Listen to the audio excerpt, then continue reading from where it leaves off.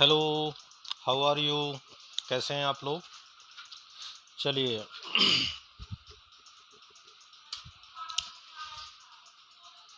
12th class का second chapter sexual reproduction in flowering plant हम discuss कर रहे थे।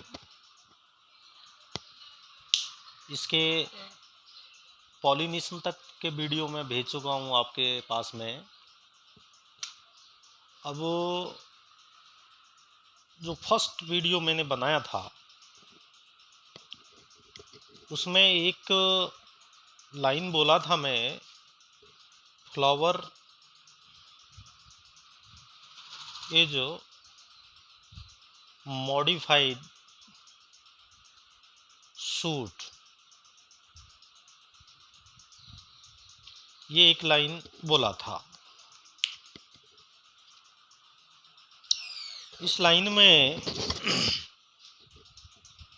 मैंने बताया था कि जो सूट है, जैसे मान लीजिए ये क्या है, सूट, स्टेम, स्टेम के अंदर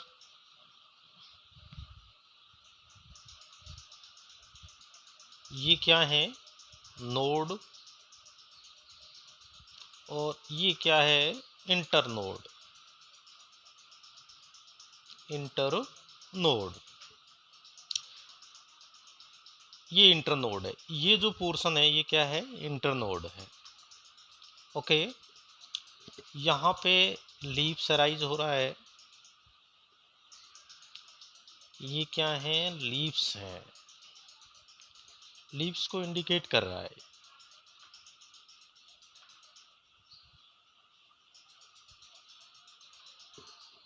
मैंने बोला था कि स्टेम और सूट, स्टेम के अंदर internodes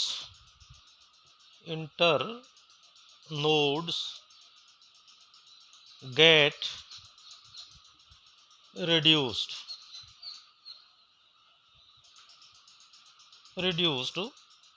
and modified and become क्या, thalamus. It means thalamus is the modification of the shoot. Thalamus बन गया। किससे बना थैलेमस? स्टेम की इंटरनोड से। इंटरनोड मतलब ये पोर्शन। जो फर्स्ट वीडियो था उसमें शायद जो मैं पढ़ाते समय ये मार्किंग था, ये नोड पर हो गया था, मुझे ऐसा लगा था, इसलिए मैंने कि एक बार दोबारा इसको एक्सप्लेन कर देता हूँ। यहाँ इंटरनोड्स जो है, यानी कि ये जो एरिया है ये क्या हो जाता है, get reduced and become the thalamus. अब इस थैलेमस के अंदर ये कौन रिप्रेजेंट कर रहा है, नोड। यहाँ पे ये नोड भी आपको रिप्रेजेंट कर सकते हैं। इनका नंबरिंग भी है, 4 नोड्स जो होती है वो थैलेमस के अंदर आ जाती है। ठीक है, अब ये जो नोड्स हैं, नोड्स किस में बन रही है, लीव्स में। तो दूसरा चीज, जो लीव्स होती हैं नोड्स पर, ये क्या करती हैं, दे बिकम फ्लोरल लीव्स। ठीक है, floral leaves means this one is full floral leaves, this one is floral leaves, all are floral part. okay, ये सारा चीज कौन बनाता है, ये लीव्स। जो नोड्स पर जो लीव्स होती हैं, नोड लीव्स, ये सब क्या बनाएगी, floral leaves. Floral leaves means first is sepal, petal, स्टेमन and pastel. सारा चारों लीव्स किससे बना आखिरकार? ये नोड से।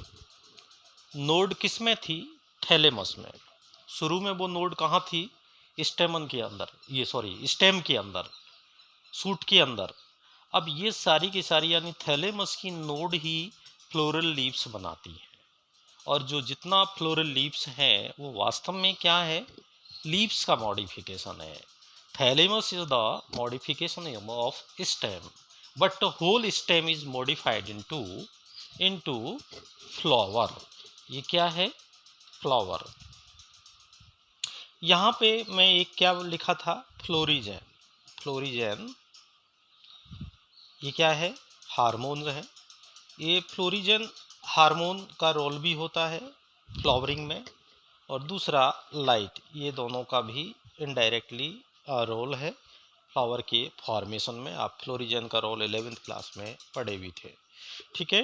तो ये है बच्चों फ्लावर इज मॉडिफाइड शूट वाला पैराग्राफ, जो मैं फर्स्ट वीडियो में आपको बताया था, बट मुझे लगा कि उसमें थोड़ा सा कन्फ्यूज़न हो सकता है, आपको कहीं थोड़ा सा गलती हुआ है उसमें, क्योंकि ये जो इंटरनोड का एरो है वो सही नहीं मार्क हो रहा था, इस वजह से आप कंफ्यूज हो सकते थे।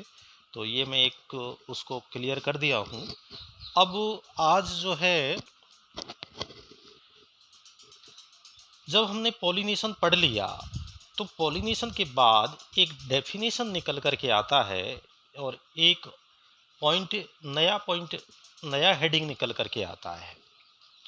क्या हेडिंग निकल कर के आएगा कि हमने देखा था कि सेल्फ पॉलिनेशन और क्रॉस पॉलिनेशन दो मेनली पॉलिनेशन के टाइप थे। अब इन दोनों के अंदर क्या था कि अगर मान लीजिए continued self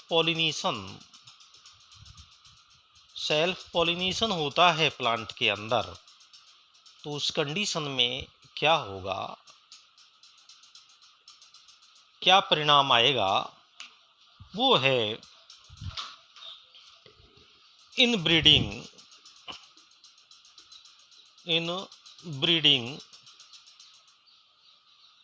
depression. Inbreeding depression का प्रॉब्लम हो जाएगा प्लांट के अंदर कि if we make continued plant perform continued self pollination that reduce the reproductive fitness of the plant। ठीक है, तो हम कह सकते हैं कि what is inbreeding depression? Inbreeding depression in is the in inbreeding depression the reduction of reproductive ability by continuous self pollination or inbreeding process, that is called inbreeding depression। कि continued inbreeding करवाएं और continued self pollination करवाएं तो वो चीज़ क्या कर सकती है? that reduce the reproductive fitness of the plant। Plant का भी और एनिमल्स में भी ये होता है। तो प्लांट के अंदर अगर हम कंटिन्यूड सेल्फ पॉलिनेशन करवाएंगे तो उस प्लांट की क्या रिड्यूस होती है? रिड्यूस रिप्रोडक्टिव फिटनेस,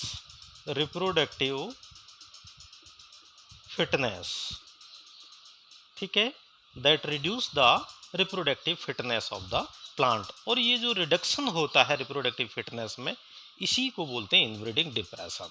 ठीक है, तो इनब्रीडिंग डिप्रेशन एक क्या है? प्रॉब्लम है, यूं कह सकते हैं अपन, एक प्रॉब्लम है।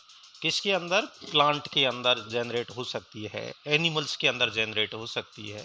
किसकी वजह से जनरेट होती है? कंटिन्यूड सेल्फ पॉलिनेशन की वजह से। So we can also say that what is the result of the continued self pollination.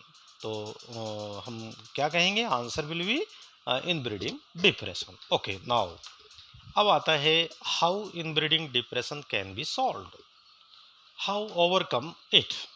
इस पे कैसे ओवरकम किया जा सकता है? हाउ ओवरकम इनब्रीडिंग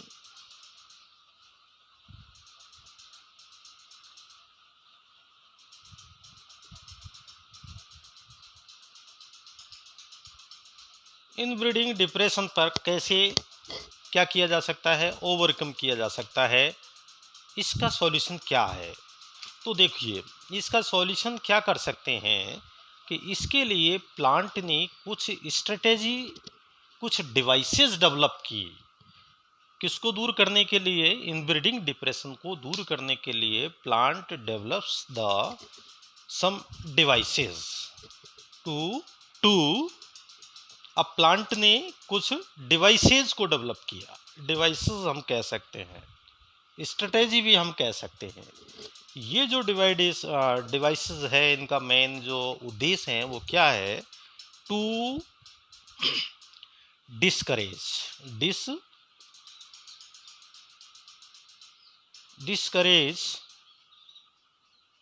किसको, सेल्फ पॉलिनेशन को डिस्करेज करने के लिए प्लांट ने कुछ डिवाइसेस को डेवलप किया एंड इनकरेज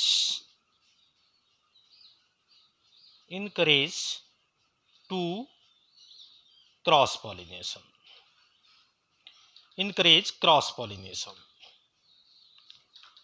क्रॉस पॉलिनेशन को इंकरेज किया जाता है इन डिवाइसेस से, और सेल्फ पॉलिनेशन को क्या किया जा सकता है, डिस्करेज किया जाता है। तो flowering plant have developed many devices to discourage self pollination and encourage cross pollination. These devices are called outbreeding devices. अब इनको हम एक नया नाम दे देंगे। किसको, इन डिवाइसेस को क्या कहेंगे, out breeding devices. Outbreeding devices कहा तो outbreeding devices are the solution for to overcome inbreeding depression. तो इनब्रीडिंग डिप्रेशन को कैसे दूर किया जा सकता है, by outbreeding devices. Okay, now we have to know about the what are the outbreeding devices in plant. अब हम डिवाइसेस को देख लें, आउटब्रीडिंग डिवाइसेस को। कौन कौन सी आउटब्रीडिंग डिवाइसेस प्लांट ने डेवलप की, आउटब्रीडिंग डिवाइसेस। देखिए बच्चों, मैंने अभी बोला कि आउटब्रीडिंग डिवाइसेस का मेन जो एम है वो क्या है, to discourage the self pollination and encourage the cross pollination. जब क्रॉस पॉलिनेशन को ये इनकरेज करेगा तो उसका कौन सा प्रॉब्लम दूर हो जाएगा, प्लांट का इनब्रीडिंग डिप्रेशन का। तो this is the solution of inbreeding depression. सबसे पहला जो स्ट्रेटेजी है, सबसे पहला जो डिवाइस है वो क्या है कि प्लांट ने सिंक्रोनी वर्ड होता है, सिंक्रोनी का मतलब है एक ही समय पर पोलन स्टिग्मा की रिसेप्टिविटी एंड पोलन का जो रिलीज होना है, दोनों चीज है। अब इसमें दो चीज है, एक तो पोलन रिलीज, अब बारीकियों को समझिए, पोलन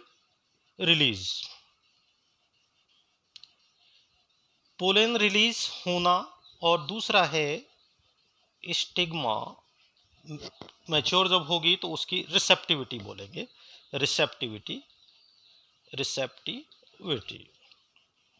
ओके, तो स्टिग्मा का जो रिसेप्टिविटी है और पोलन का जो रिलीज होना है, अगर इनका टाइमिंग एक है तो वो सिंक्रोनाइज है, और जब इनका टाइम एक नहीं होगा तो ये क्या हो जाएगी, नॉट सिंक्रोनाइज्ड। ये दोनों चीजें नॉट सिंक्रोनाइज्ड।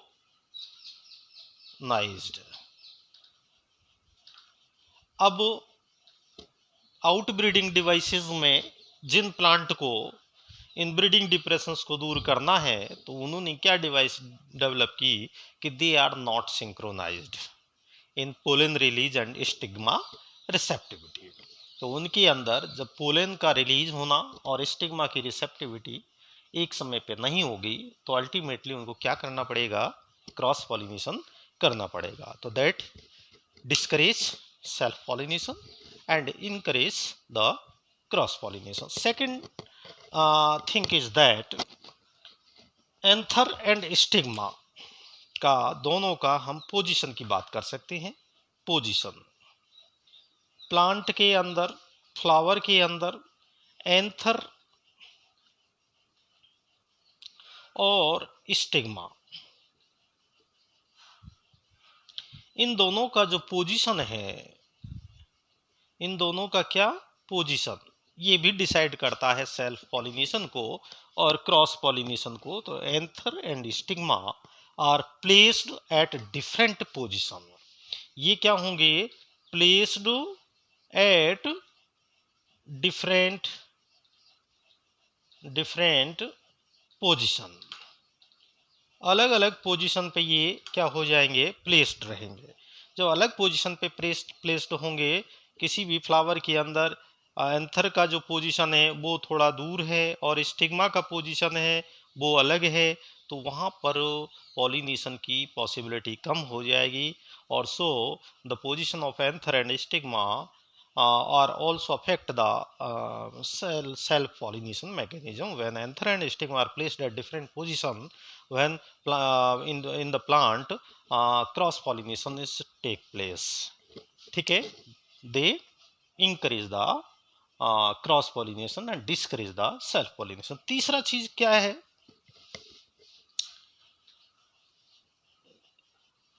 थर्ड जो पॉइंट निकल के आता है वो है कि प्लांट, कुछ प्लांट क्या हो गए, यूनिसेक्सुअल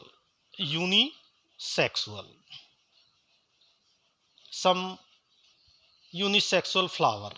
कुछ प्लांट ने इस सेल्फ पॉलिनेशन को कंप्लीटली रोकने के लिए क्या कर दिया, यूनिसेक्सुअल फ्लावर को डेवलप कर लिया। यूनिसेक्सुअल फ्लावर डेवलप हो गए तो सीधा सा बात है कि मेल रिप्रोडक्टिव पार्ट एक फ्लावर में होगा, फीमेल रिप्रोडक्टिव पार्ट दूसरे फ्लावर में होगा। जैसे पपाया है वो यूनिसेक्सुअल फ्लावर है, और भी है मैज कैस्टर वगैरह, बट उनके अंदर थोड़ा सा क्या है कि ऑटोगेमी को वहाँ रोका जा सकता है, क्योंकि मैज कैस्टर में वो एक ही प्लांट पे होंगे, फ्लावर तो मोनोसियस वो क्या नाम से यूनिसेक्सुअल है, बट जो पोजीशन है उनकी एक ही प्लांट में होगी, तो वहाँ ऑटोगेमी तो रोका जा सकता है बट जिटेनोगेमी को नहीं रोका जा सकता, और जीनोगेमी जरूर वहाँ पे नहीं होगा। ठीक है, लेकिन जो क्या नाम से पपाया है उसके अंदर यूनिसेक्सुअल फ्लावर्स का पोजीशन अलग अलग प्लांट पे हो जाएगा, तो वहाँ ऑटोगेमी जिटेनोगेमी दोनों रुक जाएगा, बट जीनोगेमी उसमें होगा। तो xenogamy is the totally cross pollination. तो क्रॉस पॉलिनेशन यूनिसेक्सुअल फ्लावर भी एक, that is the devices for the cross pollination that discourage the self pollination and encourage the क्या कहते हैं, इनकरेज द क्रॉस पॉलिनेशन। तो production of the unisexual flower is also devices, out breeding devices. Last one is self incompatibility. Last है self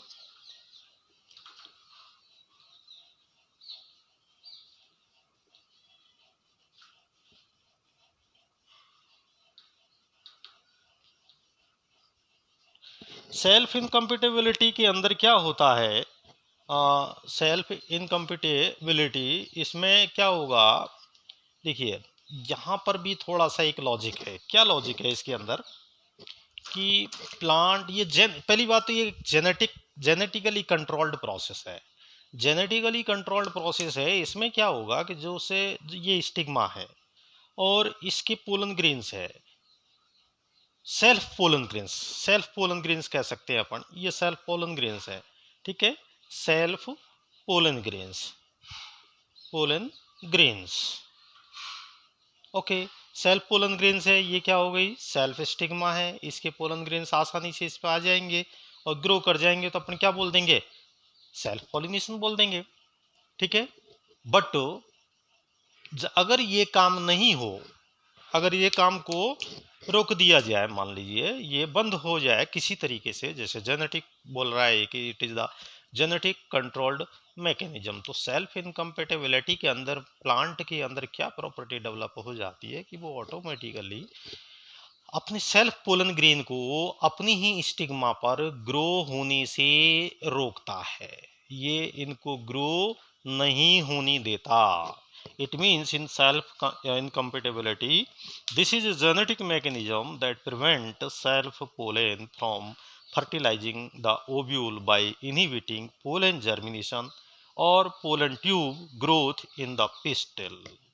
देखिए ये क्या करेगा, pollen grains आ जाएंगे कोई बात नहीं, बट इसके अंदर ये जो पोलन ट्यूब डेवलप होगी उस पोलन ट्यूब को डेवलप नहीं होने देता है। सेल्फ पोलन ग्रेन की प्लांट के अंदर ये जो सेल्फ इनकम्पिटेबिलिटी है ये एक जेनेटिक मैकेनिज्म है, जेनेटिकली कंट्रोल्ड मैकेनिज्म है, प्रोसेस है जिसके अंदर सेल्फ पोलन ग्रेन्स को जर्मिनेशन से रोका जाता है। जब सेल्फ पोलन ग्रेन्स जर्मिनेशन से रुक जाएगा तो ऑटोमेटिकली सीधा सा बात है कि उसके अंदर क्या नहीं होगा, क्या नहीं होगा, सेल्फ पॉलिनेशन नहीं होगा। तो it also self incompatibility is also discourage the self pollination and encourage the cross pollination. So students, that is the inbreeding depressions and solution of the inbreeding depressions। inbreeding depressions क्या है, continued self pollination का एक problem है, एक result है, और जिससे plant के अंदर रिप्रोडक्टिव फिटनेस उसका रिड्यूस हो जाता है। तो how can be it solute, या हाउ कैन बी इट क्या नाम से कह सकते हैं कि ये जो इनब्रीडिंग डिप्रेशंस की प्रॉब्लम है उसको कैसे सॉल्यूशन किया जा सकता है, कैसे उस पर ओवरकम किया जा सकता है। तो how overcome inbreeding depressions, that is the solution is the outbreeding devices. आप आउटब्रीडिंग डिवाइसेस का लिस्ट बना करके उसको तैयार कर लेंगे। ओके, अब बच्चों ये तो पॉलिनेशन का के बाद में निकल के आने वाला हेडिंग है। इसके बाद हमारा जो plant sexual reproduction in flowering plant है, इसके अंदर जो नया हम हेडिंग लेकर के आएंगे नेक्स्ट वीडियो में, वो क्या होगा, fertilization mechanism in the flowering plant के, how fertilization take place in the flowering plant after the development of the male gametophyte and female gametophyte. आपने अच्छे से समझा, मैंने प्रयास किया है फ्लावर को, ये अच्छे समझाया आपको, मेल गैमेटोफाइट का डेवलपमेंट बताया, फीमेल गैमेटोफाइट का डेवलपमेंट बताया। बट आपने ये ध्यान रखना है कि मेल गैमेटोफाइट का स्ट्रक्चर कैसा है, उस चीज़ को माइंड में रखना है कि male gametophyte means pollen grain जिसके अंदर 2 मेल गैमेट है और एक वेजिटेटिव सेल है, तो उसको आपने ध्यान रखना है, जिसमें वेजिटेटिव सेल के अंदर वेजिटेटिव न्यूक्लियस फ्लॉट कर रहा है, तो उस स्ट्रक्चर को ध्यान रखना है। एक्साइन भी है उसके अंदर और पोलन ट्यूब भी हल्का सा जर्मिनेट हो रहा है। ओके, दूसरा चीज़ आपको उसको ध्यान रखना है एम्ब्रियो सैक को, जिसके अंदर 8 न्यूक्लियोटाइड है और 7 सेल्ड स्टेज का एम्ब्रियो सैक है। ये दोनों ही चीज़ क्या है, गैमेटोफाइट है। और बच्चों ये दोनों ही male gametophyte and female gametophyte are take place in the next mechanism, that is the fertilization. Okay, तो हम नेक्स्ट वीडियो में फर्टिलाइजेशन को लेकर के आएंगे आपके सामने, और फिर आप उसको थोड़ा समझने का प्रयास करिएगा। ठीक है, तो आज तो मैंने 2 ही चीज़ बताया है, एक तो इनब्रीडिंग डिप्रेशंस और वो थोड़ा पहले वाला जो कन्फ्यूजन था, थोड़ा डाउट था, उसको करेक्ट करवाया। ठीक है, ओके, थैंक यू।